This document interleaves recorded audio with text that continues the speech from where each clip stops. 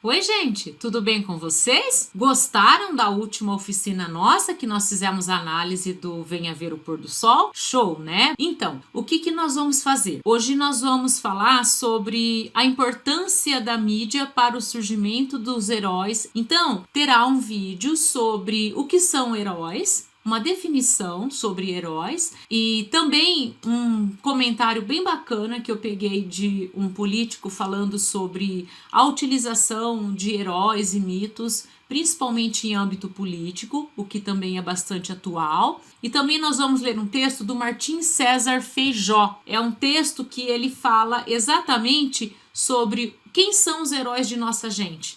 O que a gente aprende na escola sobre os heróis. Nós falamos de Dom Pedro, nós falamos de Duque de Caxias, nós falamos de Tiradentes, heróis aí que existem, que a gente aprende na história. Ele comenta e ele mostra para nós que isso é uma distorção, que na verdade eles não são heróis. Então é bem legal, porque a proposta é exatamente para vocês escreverem uma dissertação e comentar nessa sua dissertação, dar a sua opinião sobre os heróis. Quem são eles e principalmente qual é a importância da mídia para o surgimento de heróis em nossos dias. Então é bem bacana, eu espero que vocês gostem, eu espero que vocês façam a atividade, certo? Antes de iniciarmos essa proposta, eu vou passar para vocês então as respostas das atividades que foram propostas na aula anterior, analisando então aquele conto que nós vimos, Venha Ver o Pôr do Sol. A primeira pergunta é sobre o cenário. Qual a importância do cenário? A descrição do cenário colabora para o desfecho macabro que acontece no final do conto. No trecho, o mato rasteiro dominava tudo e, não satisfeito de ter se alastrado furioso pelos canteiros,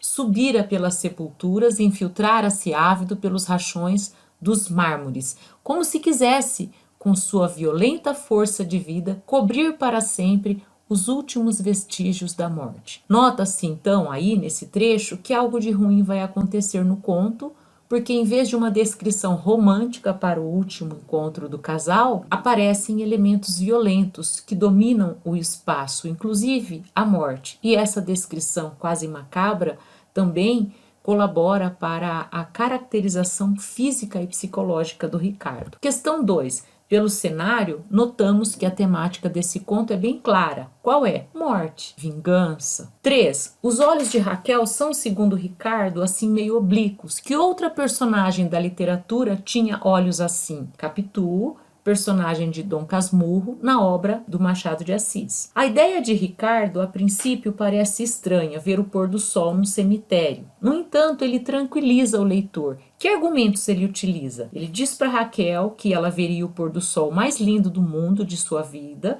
Um trecho que justifica isso é quando ele descreve com essas palavras: vamos entrar num instante e te mostrarei o pôr do sol mais lindo deste mundo. Um outro argumento que ele utiliza é o fato de o cemitério ser um local discreto, seguro para Raquel, já que o noivo dela era bastante ciumento. Como Ricardo convence a ex-namorada a entrar na catacumba? O que essa personagem, a Raquel, descobre e qual a sua reação? Ele desperta a curiosidade dela, falando da foto da priminha, que tinha os olhos parecidos com o dela, então ela entra para ver. Ela olha a foto. Ao perceber que a suposta prima tinha mais de 100 anos, ela fica furiosa e depois desesperada ao perceber que fica trancada ali. Neste caso, é possível afirmar que o conto tem um desfecho inesperado? Comente. Sim. Como se trata de um encontro amoroso e Ricardo trata Raquel com delicadeza, dizendo que ainda a ama, nós não imaginamos que ele planeja matar Raquel aos poucos, enterrando-a viva em um cemitério abandonado. É possível afirmar que o crime foi premeditado? Utilize pistas. Sim, ele trocou a fechadura da catacumba e nesse trecho a gente percebe que está lá no finalzinho. Me dá a chave dessa porcaria? Vamos! Exigiu, examinando a fechadura novinha em folha. A partir do diálogo estabelecido entre as personagens, sabemos como era Raquel e como ela ficou com um novo namorado. O que mudou? Comente o que ocorreu então. Pelos diálogos entre ambos, podemos perceber que Ricardo era pobre, maldoso e vingativo. O fato de Raquel ter sido sua namorada e agora estar elegante revela que ela era pobre também, como ele, e que o trocou por um pretendente rico. Além disso, o fato de a todo momento ela sublinhar a sua nova condição financeira, humilhando-o, dizendo que o namorado rico irá levá-la para o Oriente, percebemos que ela é metida, interesseira, dissimulada, e que este seu comportamento, de certa forma, entre aspas, vai justificar a vingança de Ricardo. A última questão, a nona, era para fazer um final alternativo. Vou ler aqui para vocês um final que foi feito por alunos do nono ano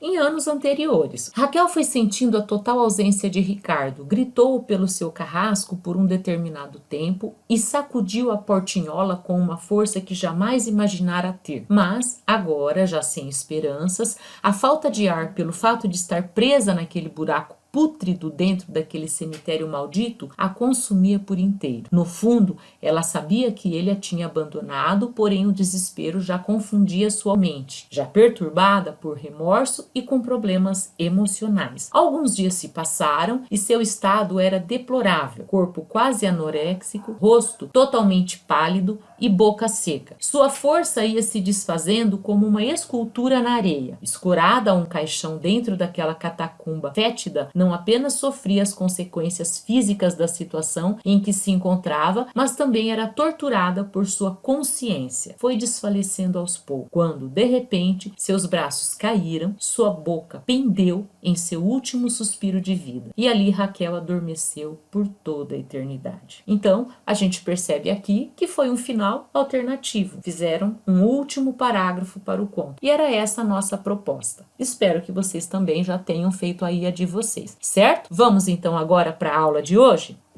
Heróis. Hoje então, como eu já conversei com vocês, nós vamos falar sobre os heróis. E quando nós pensamos nessa palavra, logo vem à nossa mente ideias de pessoas com superpoderes que correm por aí lutando contra o crime, não é mesmo? Por isso, então, essas duas espadinhas aí. Mas, de uma forma mais racional, nós podemos também pensar nos heróis como trabalhadores que enfrentam situações de risco diariamente, como os bombeiros, os policiais, os profissionais da saúde, que hoje ocupam a linha de frente dos atendimentos aos pacientes da Covid, e até nos entregadores que se arriscam no trânsito para entregar mercadorias diversas para nós, como comida de restaurante, compra de supermercado e medicamento. Então, eu coloquei aqui essas 3 imagens para mostrar exatamente isso: os motociclistas, os profissionais da saúde e os super-heróis, que na verdade aqui representam também pessoas do nosso cotidiano, pessoas comuns que são verdadeiros heróis. Então, hoje nós vamos discutir exatamente este tema: a importância da mídia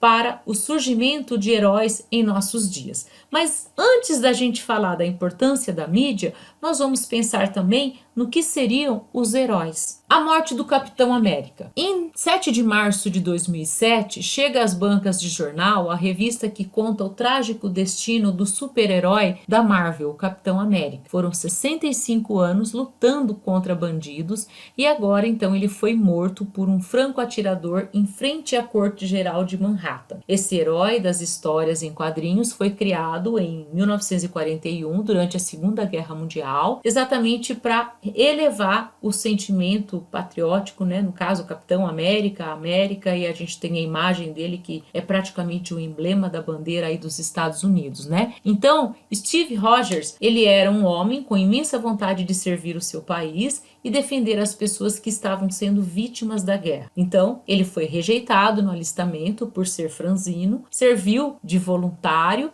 ao Dr. Abram, e graças ao soro de super soldado e aos raios Vita, ele tornou-se imbatível. A partir daí, então, o super-herói, ele jurou lutar contra todo tipo de tirania e terrorismo em nome da justiça e da liberdade, combatendo, espancando e eliminando os inimigos diplomáticos dos Estados Unidos por onde quer que se passasse.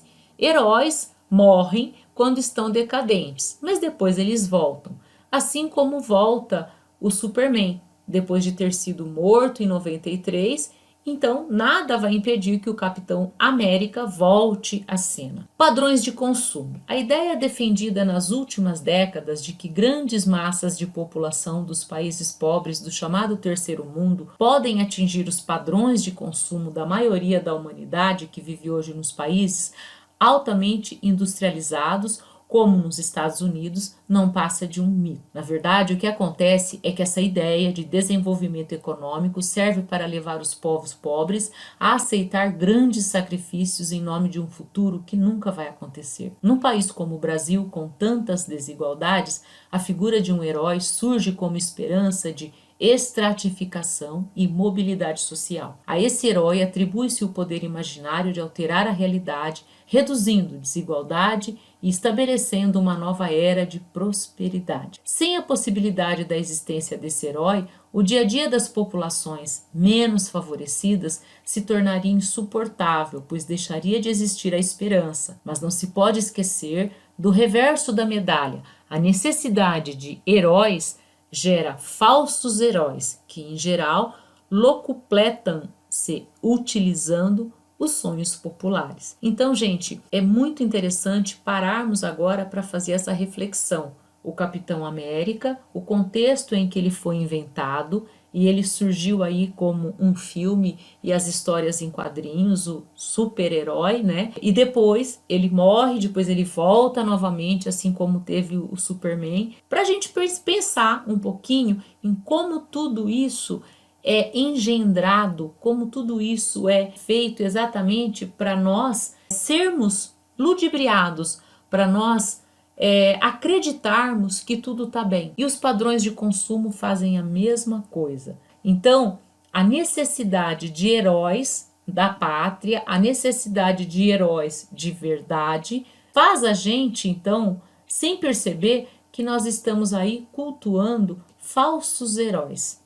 Legal a gente parar e pensar em tudo isso. Quem são os heróis da nossa gente? O que não falta na história do Brasil são heróis. Cabral que descobriu, Martim Afonso que colonizou, Anchieta que catequizou, Paz Leme que desbravou, Calabar que traiu, Tiradentes que antecipou, Dom Pedro I que gritou, Dom Pedro II que dançou, Princesa Isabel que redentou, Caxias que espadou, Deodoro que proclamou, Oswaldo Cruz que saneou, Santos Dumont que voou, Bilac que obrigou, Getúlio que se matou, Pelé que marcou, Roberta Close a que mudou. Para cada herói uma marca, os passos do nosso atraso.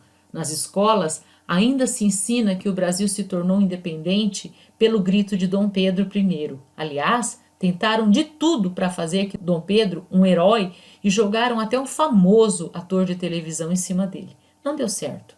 Suas cinzas, que estavam em Portugal, ele morreu como Dom Pedro IV, o rei de Portugal, foram trocadas por um volume dos Lusíadas de Camões, de uma rara edição do século XVI. Os portugueses levaram a poesia.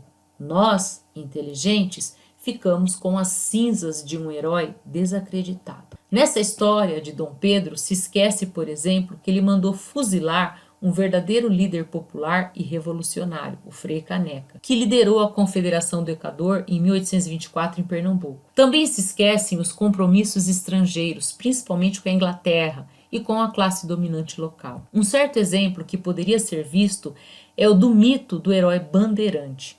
Como sabemos, as entradas e bandeiras do século XVI tinham como objetivo penetrar no território brasileiro a partir de São Paulo para a obtenção de metais preciosos e escravos. A ação dos bandeirantes era puramente predatória, para não dizer criminosa.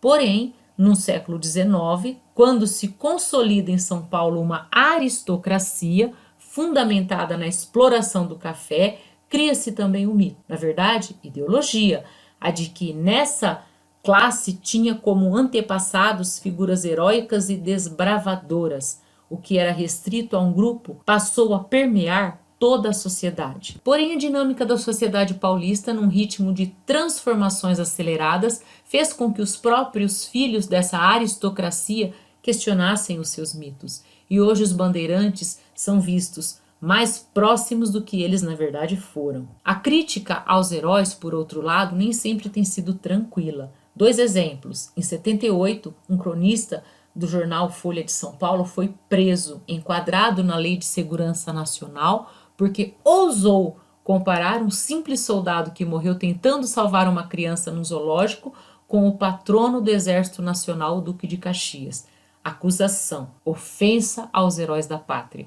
Em 83, um jovem escritor e historiador do Rio Grande do Sul chegou a ser ameaçado de morte por publicar um pequeno livro onde documenta que o maior herói rio-grandense, Bento Gonçalves, era contrabandista de cavalo e aliado das classes dominantes, dos estancieiros e dos latifundiários.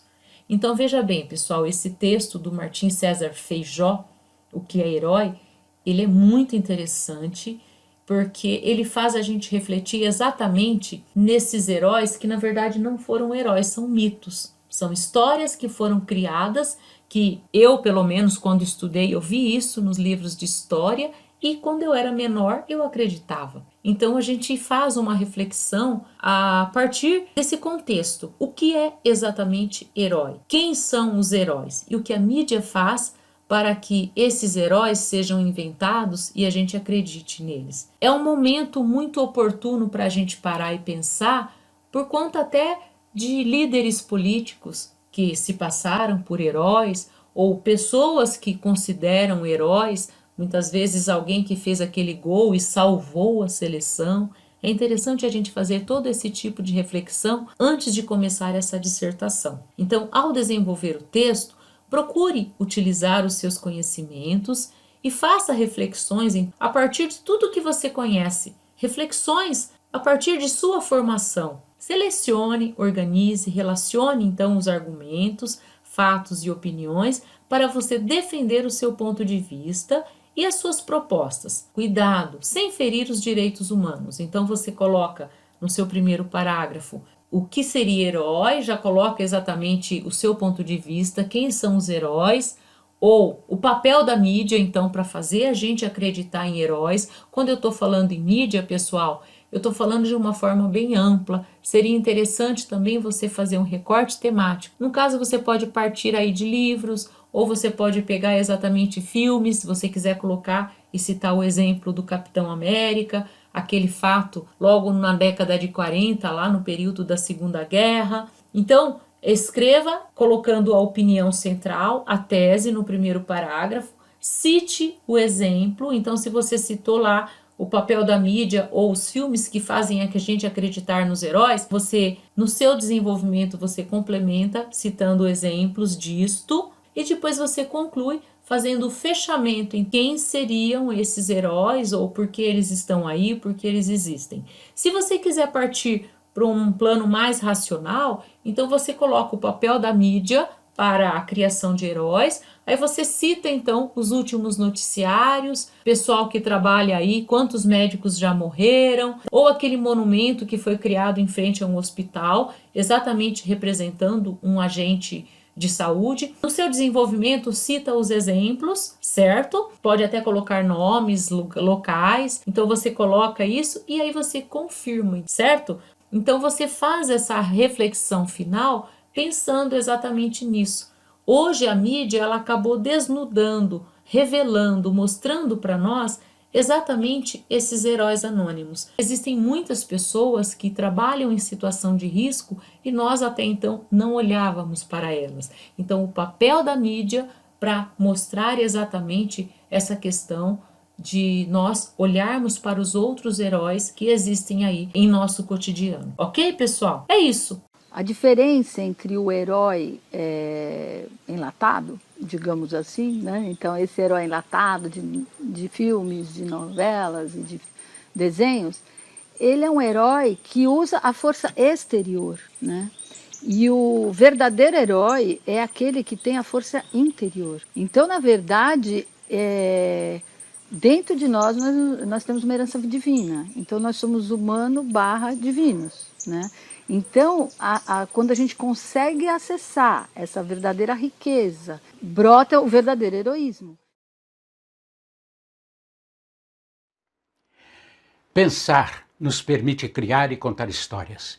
E a ficção quase sempre tem um protagonista, alguém capaz de fazer algo que nós, meros mortais, somos incapazes de resolver.